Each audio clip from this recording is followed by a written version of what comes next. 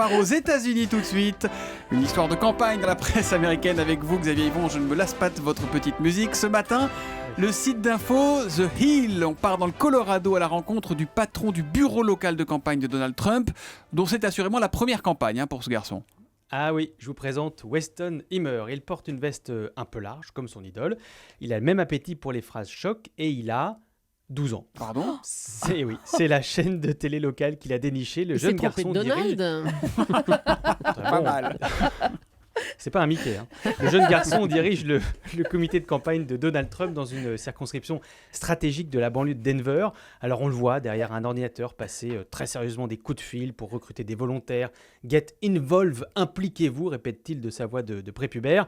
Alors officiellement sur le papier, c'est sa mère qui est la responsable locale de campagne, mais elle est tellement fière, dit-elle, de laisser son fils aux manettes. C'est un exemple, il faut éduquer les enfants, jusqu'à la rentrée scolaire. En septembre, après, ce sera plus dur de faire campagne au quotidien pour le jeune Weston. Alors, ça peut faire rire, ça peut paraître anecdotique, mais en fait, c'est assez révélateur d'un des problèmes de Donald Trump dans cette campagne.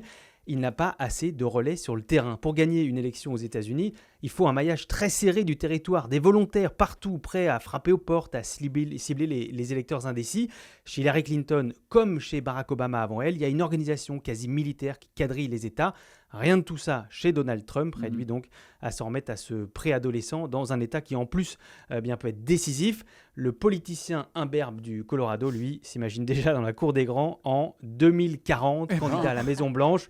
Comme son modèle. D'ailleurs, il a déjà un début de mèche blonde, c'est vrai. Et il a choisi son vice-président, Baron Trump, le dernier fils de Donald, qui a aujourd'hui 10 ans. Au moins, il a de l'humour.